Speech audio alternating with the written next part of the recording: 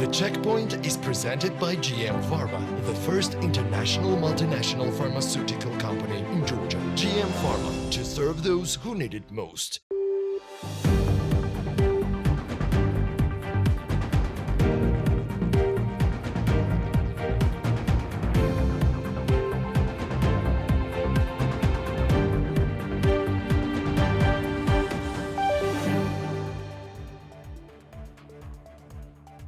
Russia's Azimut performed its first flight to Tbilisi. The plane of the Russian airline Azimut has already landed at Tbilisi International Airport. At the same time, a protest took place at Tbilisi International Airport. Representatives of the patrol police controlled the entry of citizens into the internal territory of the airport. Despite the opposition of the Georgian people, Russia has landed its unwelcome flight in Tbilisi. This tweet came from the president of Georgia, Salome Zurabishvili, after the first landing of Russian airlines. Russian Azimut Airlines was forced to remove Georgia's occupied Abkhazia and South Ossetia regions from the list of the countries it operates 3 days ahead of the direct flights resumption between Georgia and the Russian Federation. Screen copies of the air company's official website posted on social networks previously showed Georgia's occupied regions among the countries. Azimut Airline will operate Tbilisi-Moscow-Tbilisi flights every day from May 19th. The airline Red Wings will operate Sochi-Tbilisi-Sochi and Moscow-Kutaisi-Moscow flights from June of this year. According to the information disseminated by the Civil Aviation Agency, the airline is not on the blacklist of the European Union. In accordance with the application submitted by Red Wings to the Civil Aviation Agency, multiple charter flights in the direction of Sochi-Tbilisi-Sochi will be carried out from June the 2nd of this year, 3 times a week, every Monday, Wednesday, and Friday. Charter flights on the Moscow-Kutaisi-Moscow direction will also be operated from June the 2nd of this year, 3 times a week, every Monday, Wednesday, and Friday. The Civil Aviation Agency of Georgia granted the necessary permission to the airline on May 18th of this year. The statement reads: This is The Checkpoints. I'm Elena Gvangelashvili, author and the host of the show, and the Checkpoints team is ready to sum up the business and economics week for you. However, before we start, I would like to ask Georgi Sakadze to enter the studio at BMG TV. Our loyal viewers and followers probably remember how we started out at Forbes Studio and how during the early days of this show, Georgi and I were presenting the news and analysis for you. Since then, a lot has changed, but these changes have hopefully, and your engagement and views tell us exactly this, brought more development and professionalism, more editorial diversity and coherence to the work we do for you. Thank you for appreciating this. That's why we believe it is our duty to always stand by the editorial independence and integrity and stand up to your trust. Georgi, please come. Welcome to the studio. Great to see you. And the floor is yours. Yes, and we are all together again. And dear viewers and followers, let me just inform you in advance that neither myself or any other members of the Forbes Georgia editorial team will say more about proceedings at Forbes Georgia than what you hear today. The reason for this is simple. Firstly, this goes against our personal and professional standards, and secondly, this might damage the reputation of the Forbes brand, which we have nurtured during these years. Neither me nor Elena Gvangelashvili or any other authors well known for the readers of Forbes Georgia are inclined to agree with the content of the Forbes Georgia editorial team, which thanks me for being a good editor-in-chief, stating that this position today is vacant. We are not aware who is the author of the statement. We, however, can see what could be the attitude of shareholders of Forbes Georgia and their representatives towards the editorial independence and integrity.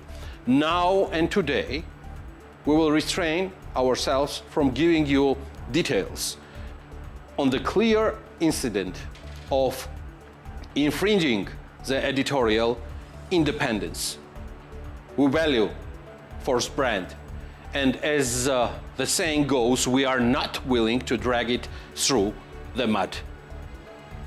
As a person who feels responsibility towards its readers, business community, and our followers, I feel obliged to tell you sincerely that Forbes in Georgia will be entering a complex and toxic but legal dispute, which will cover legal proceedings in Georgia and beyond, including some other countries based on shareholders and their representative citizenships. My deepest apologies in the current situations go out not to our customers or partners. They together and one by one understand what I mean under the toxic period, which will end soon. But my deepest apologies are especially under 30 contestants. We're not among the jury, and my apologies for that for the coming cohort.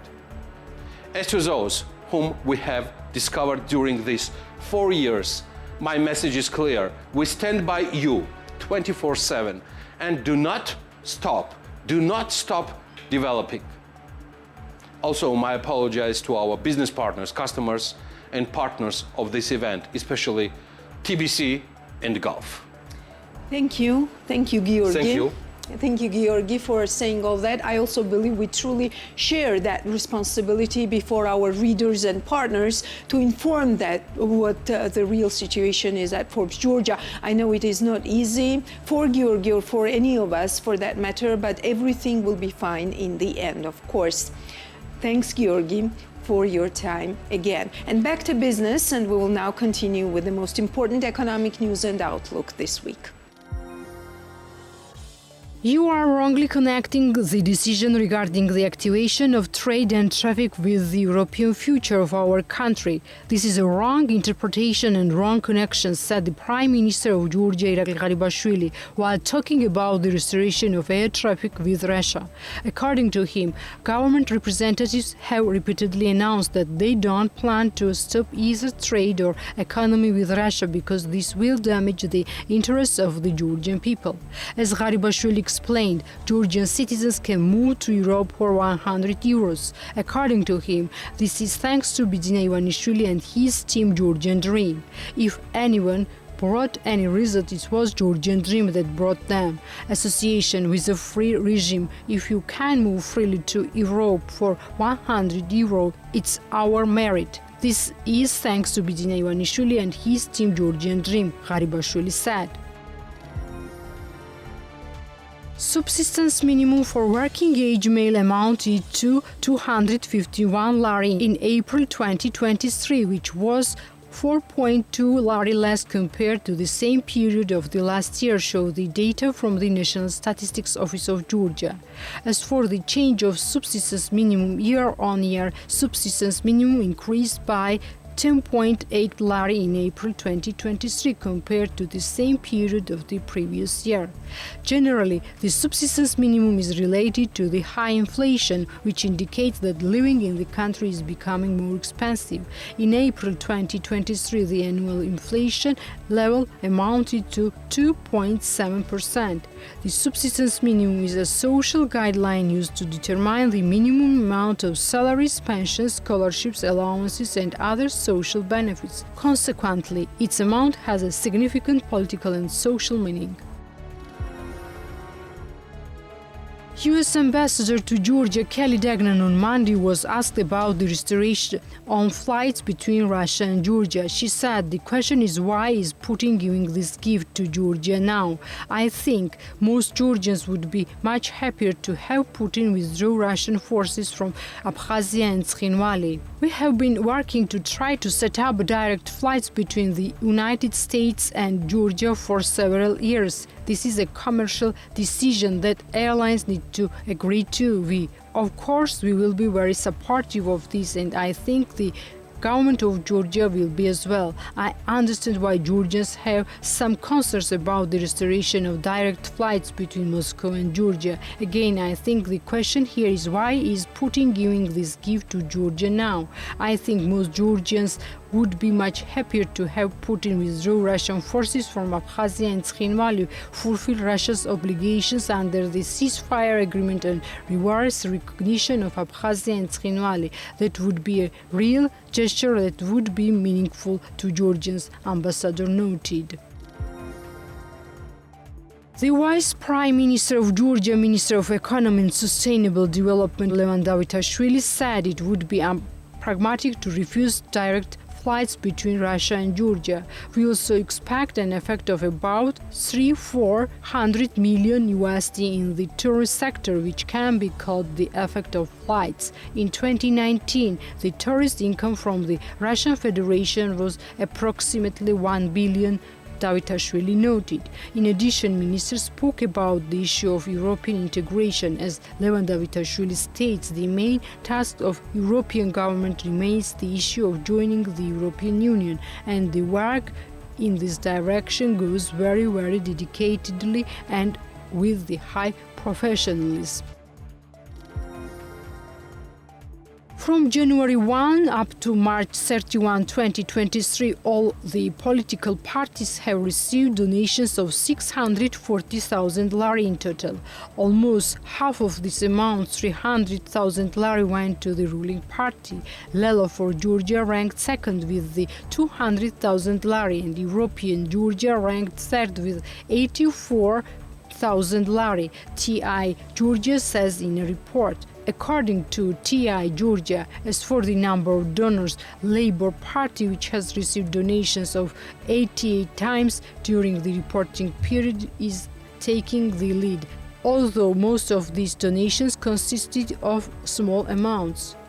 During the reporting period, the Georgian Dream has received almost as much donations as all the other parties taken together. Although this did not happen due to a large number of donors, the ruling party had a total of 8 donors who gave large sums of money in favor of the party, reads the report. In addition, as TI reports, during the same period, companies linked with the donors of the ruling party have obtained direct procurement contracts worth 21,000 lari, and in the past they have obtained direct procurement contracts with a total value of 2 million lari.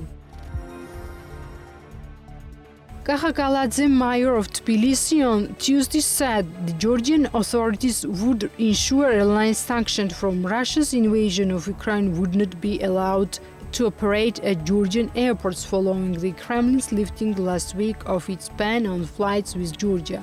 We declare with full responsibility that no sanctioned company will be able to carry out flights. Relevant agencies are studying this issue, Kaladze said. Flights and visa-free travel had been sanctioned unilaterally by Russia, which was very bad.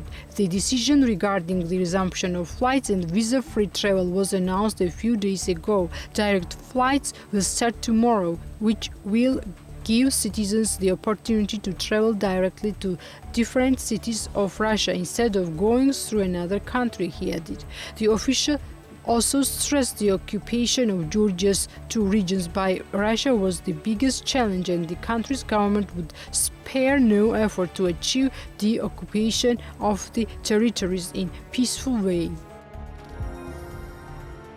Georgian Airways will operate direct flights between Tbilisi and Moscow from May 20 based on the permit issued by the Georgian Civil Aviation Agency on Thursday. According to the Civil Aviation Agency, direct flights will be operated 7 times a week.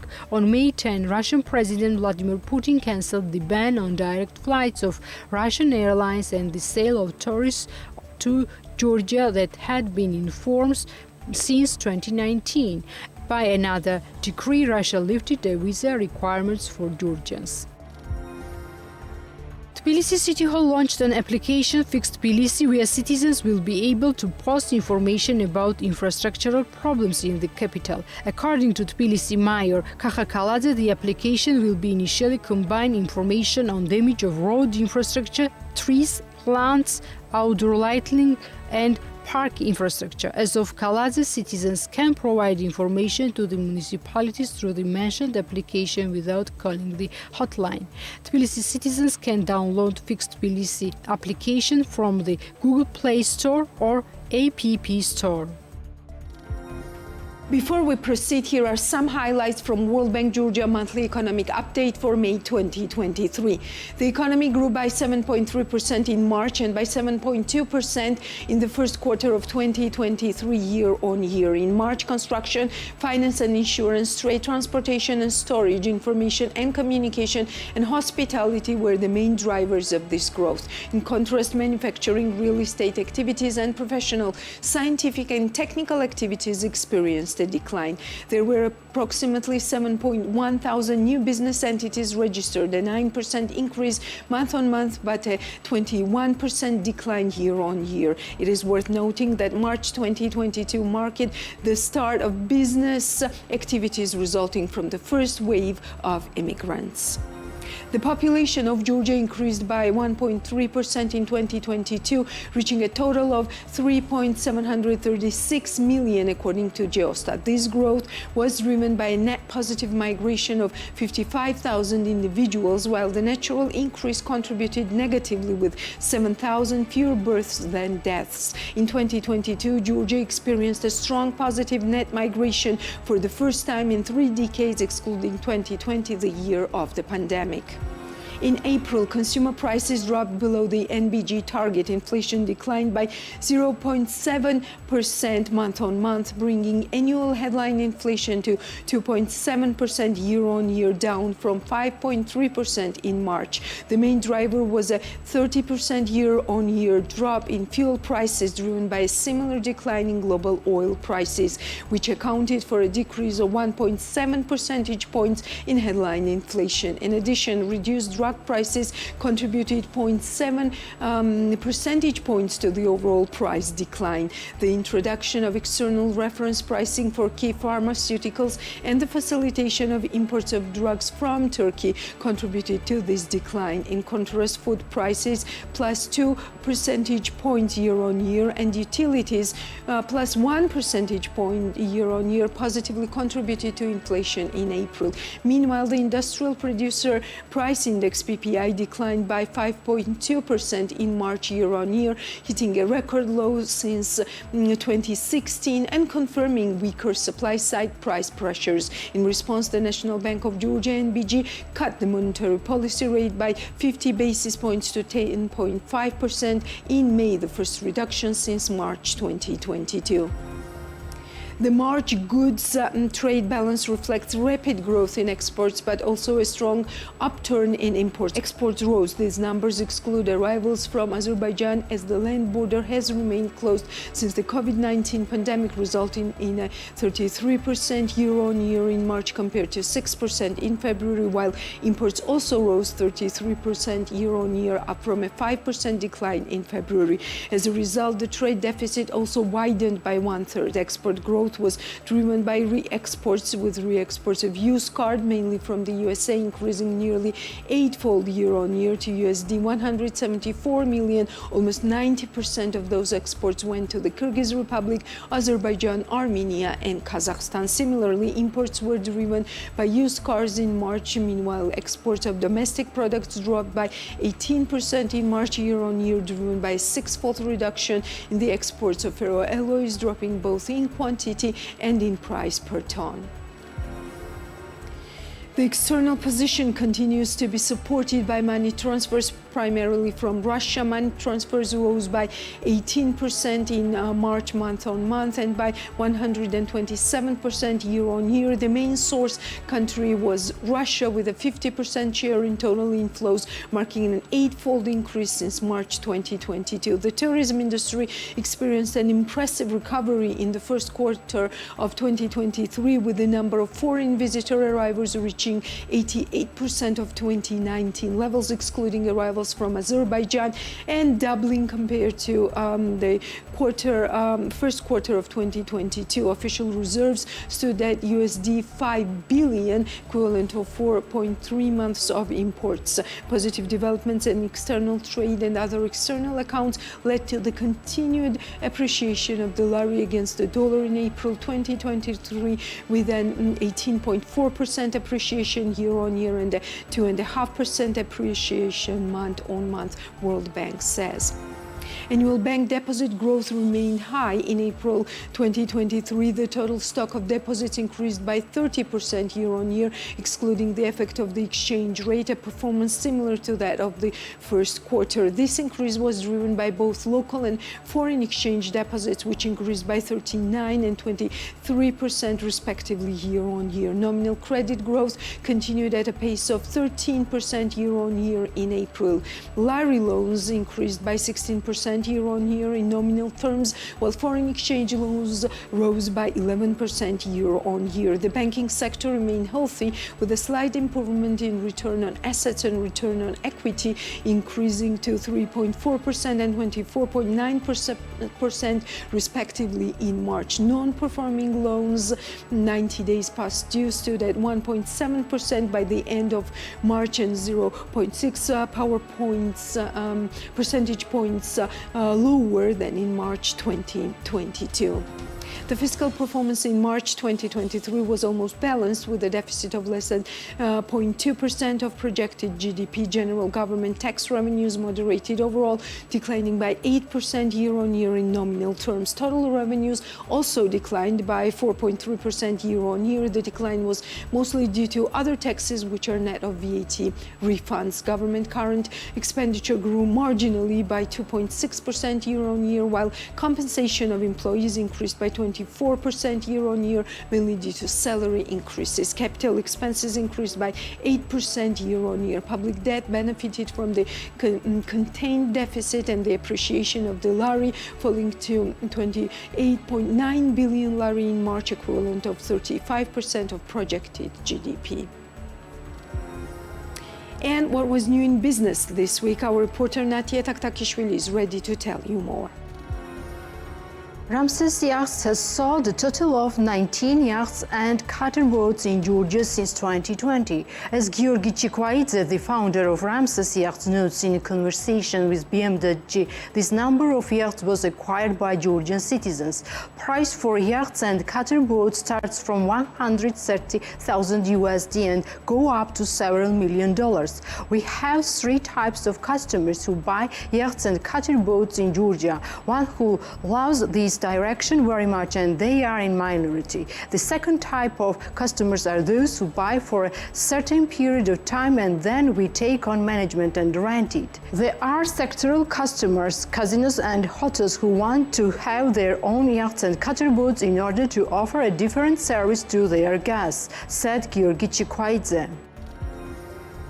Whistle Group continues to diversify its business within the framework of this strategy, and the group founded a new developer company under the brand of Biography. As vice president of Whistle Group and founder of the company Biography, Levan Khakadze told BMWG the goal of establishing the new company is urban renewal and introduction of new standards in the Georgian development market.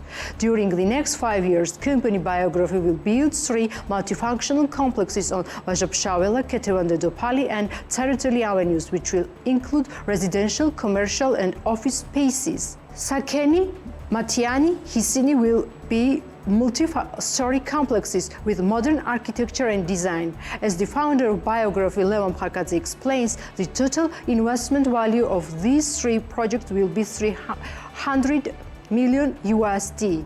Each project will be completed within 42 months from the start of construction. With the support of Enterprise Georgia and TBC Bank, Nova, one of the largest manufacturers of construction and repair materials, added 3 new production lines to its portfolio: XPS, Batak, glue cements and ferro metals. According to Nova founder Zviad Abuladze, the company invested up to 30 million lari in order to buy new production lines and arrange the infrastructure, which was fully financed by TBC Bank. Until now, this product was fully imported to Georgia and the entire Caucasus, but from the end of June, we will start its regular production, so our products will completely replace imports, said the founder of Nova. The monthly production of the enterprise is 250 tons. Within 1 year, the company increased its production capacity by 50%. Company Nova has been operating on the Georgian market since 2006 and currently produces more than 500 branded products. The company employs 1,000 persons. Chef Levan Kubiashvili talks about the shortage of personnel. According to Kubiashvili, he has been looking for a cleaner for 4 months. Kubiashvili spoke about the issue while visiting TV program BMG Drive. Running a restaurant is not easy. There is a staff shortage problem. I recently opened my restaurant and it's very difficult to find employees. I have been looking for a cleaner for 4 months. If you cannot find a cleaner or dishwasher, it's very difficult to operate a restaurant, said Kubiashvili. When asked if he had increased the wages, the chef answered that he was growing salaries gradually. When there is a valuable staff, you shouldn't lose them. On the contrary, the employer must encourage and keep them, said Levan Kubiashvili. The Georgian clothing and accessories sales platform Faber has entered Armenia. The founder of the company, Ananol Dolaberidze, said in an interview with BM.G, on May 10, we had a presentation in Yerevan. Our application was downloaded by a large number of people. The feedback from the users was very good and we have high expectations, she says. In addition, late in May, the company will enter Azerbaijan with an investment of $400,000 USD. At the end of the month, we will open a showroom in one of the main streets in Baku. We have high expectations from both markets. We want to become successful in the region and then join international and global platforms.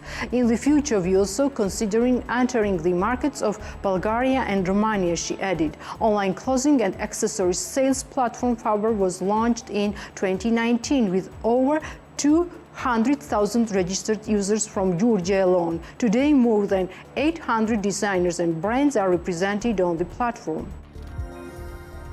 Heshkili Huts, located in Suaneti, opened the tourist season. David Pilpani, the founder of Heshkili Huts, said the hotel can receive up to 38 guests at the same time during the current season.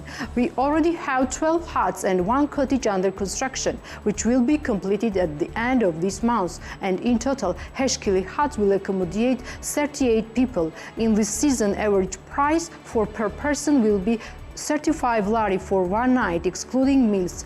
Guests can eat at a cafe bar on the site, David Pilpani noted. As for the tourist trends in Suaneti region, according to David Pilpani, the majority of vacationers in Heshkili Huts are local Georgian tourists. However, during the year, they have tourists from all European countries. David Pilpani also talks about the challenges, noting that lack of internet still remains as a problem. Shorena Pataridze, the founder of the winery Pataridze Rachuli, talks about the difficulties related to wine production in Georgia and notes that access to finance should be increased in this sector. Last year, the company obtained funding from the Rural Development Agency and built a new wine cellar with the received grant. Although the founder notes that it's very difficult to develop a business without such projects. If I had not obtained this financing, I wouldn't have been able to supply the importers of 5 countries. You cannot develop with banks loan. Of course, there is government agro loan, but in this case, there are some steps that the business must take.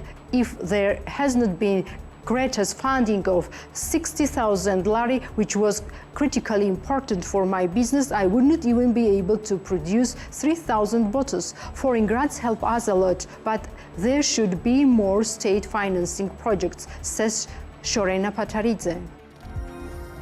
A new brand of children's clothes, Tots, appeared on the Georgian market. As one of its founders, Salome Barbakadze, told BM.G, while working on the design of the clothes, their desire was to create comfortable clothes for playing. Tots appeared on the market just in March 2023 and creates clothes for little explorers, which are made from natural materials. Our brand is based on the value that the games are the best way for a child to discover and develop. That's why we try to help children in this process and create comfortable clothes for them, says Salome Barbakadze. According to the co-founder of Tots, it's not easy to find the necessary fabrics for the creation of clothes in the local market, so some of the raw materials are imported from abroad. Tots was created by 3 founders a few months ago with the personal investment of 35,000 lari. And it is time to host our guests today in the studio. Galten Taggart and Geosteel will be joining me in just a second. We will be talking about the sustainability-linked bond. This is the first of its type in Georgia, especially in heavy industry sector. I welcome you both to the Checkpoint studio, and thank you for taking our questions.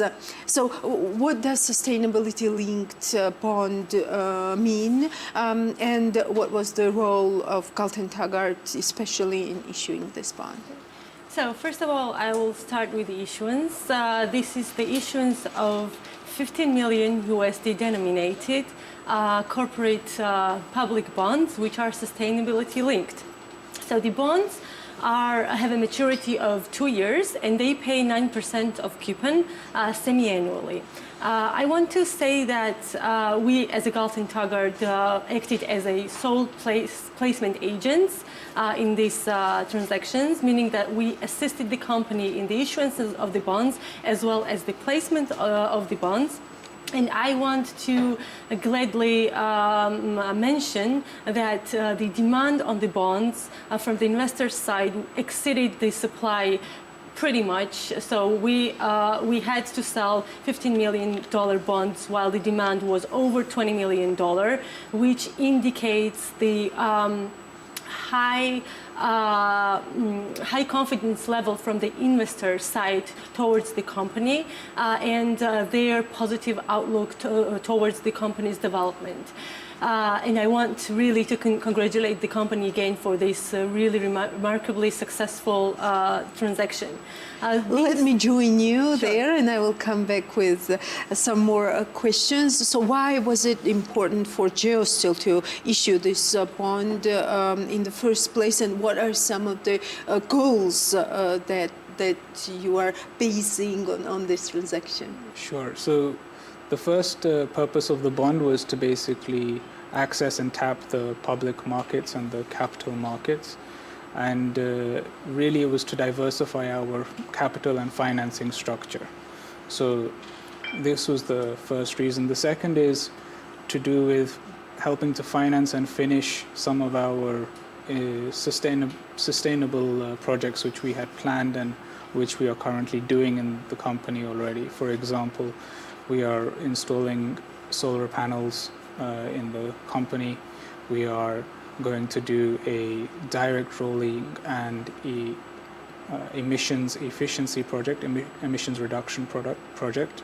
So combination of all of these we think is, you know, the right time and the right purpose for issuing the sustainability linked bond.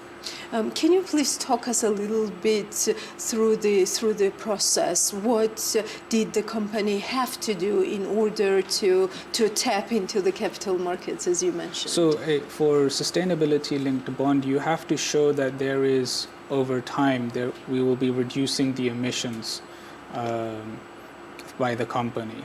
And so with a combination of these planned projects, we will be able to do that over the next coming years. And, you know, it will really be proof that, you know, since the beginning, when we started the company, we have been really committed to having a sustainable business, sustainable company. And this is, you know, really just one more step on that to achieve that objective and to, you know, fulfill our commitment. Can we please prolong this line that we have started with the company? How do these bonds also raise awareness maybe in the direction of ESG? So the sustainability-linked bonds are generally kind of new kind of instruments generally on the market, and especially in Georgia. And the main aim of this instrument is to raise awareness towards the social, environmental, and governance components in the modern world. So what this instruments do is that they usually finance the projects or the companies that have a certain ESG targets to achieve over a certain time period. And to take the Geosteel's case as well, we have set out a framework of the ESG targets that the company has to achieve over a certain time frame. This commitment is pretty firm, as the company has to report on an annual basis of how they are progressing towards these KPIs. So this also enhances the transparency of the reporting standards of the company, also opens more dialogue towards the investors and the company, so they come closer to each other, and they address so sensitive points of environmental and social components that are really crucial, I think, for our sustainable and inclusive future. So is this the path towards the second tranche then?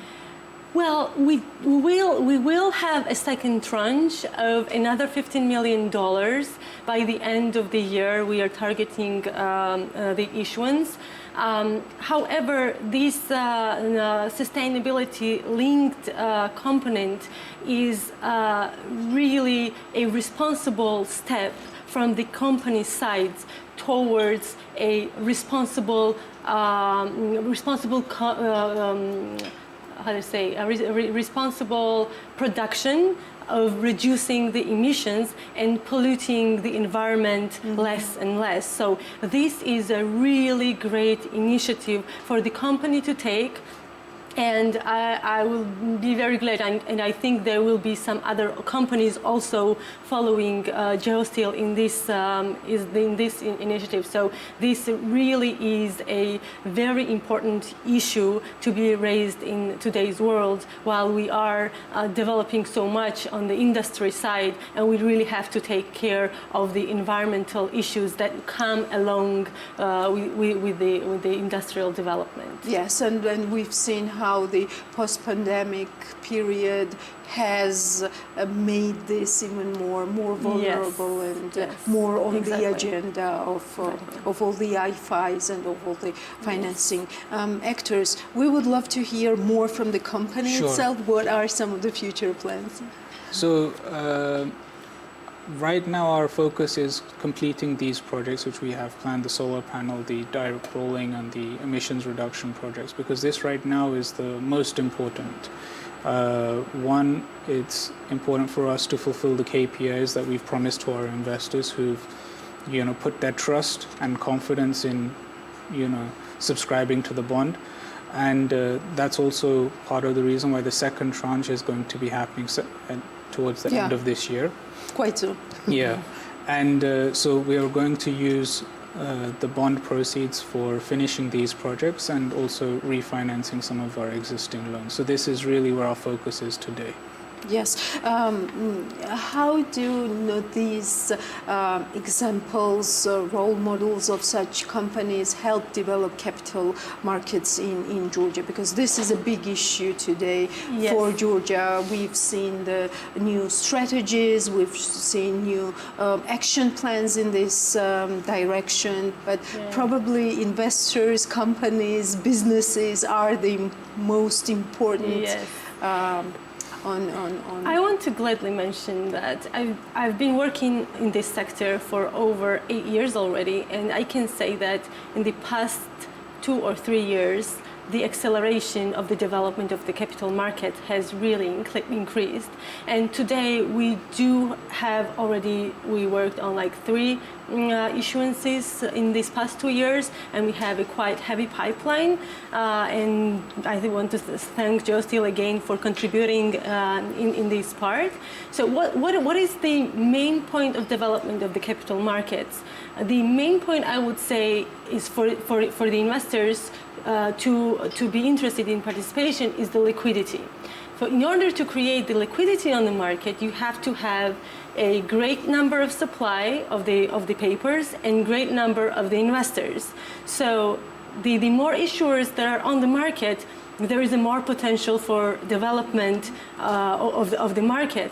And on the other side, while we're saying that we had such a great demand from the retail part also in participation with the geosteel bonds, also signifies that there is an increasing demand from the investor side. So this is another contributing point to the liquidity of the capital market, which eventually will lead to the faster development of the capital markets in the future, which I think will come for sure. So this might be the right time. Yes. This time. Okay, and just to summarize our interview, I will give you like 1 to 2 minutes so that you tell our viewers what do you believe is the main message of our conversation today. Please. Okay. So our message basically is we want to first say thank you to all of the investors who've put their trust and confidence in us, and we will fulfill it and really honor it to the best of our ability. And really what this demonstrates is we were the first company in Georgia to start the steel production and steel making in Georgia. And today, again, we're the first company in Georgia to issue the sustainability-linked bond. So we hope that we will continue, being the first for many more things for many more years, and we hope that we will continue to have the trust and the confidence of Georgia's investors, individual investors and institutional investors for many more years to come. And I wish you success, of Thank course. Please. I want to again outline the importance of the participation in the bond issuance for the geosteel for geosteel in the capital market, as it really contributes to the development of the capital markets, as I also mentioned. And I also want to emphasize on the sustainability component of these bonds. As a citizen of Georgia, I'm really grateful that the companies are working towards better social, economic, social, environmental, and governance issues to be solved.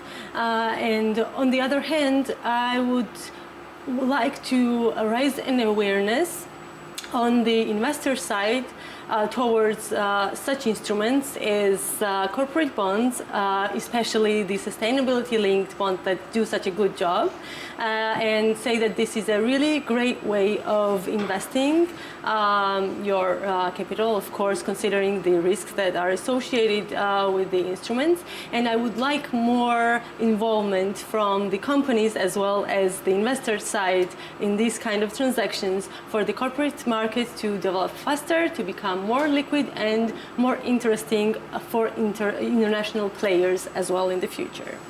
Thank you for this very business and very useful conversation. Thank you very much. Thank you. And we'll meet on Sunday. Keep watching us and following on BM.G. Thank you.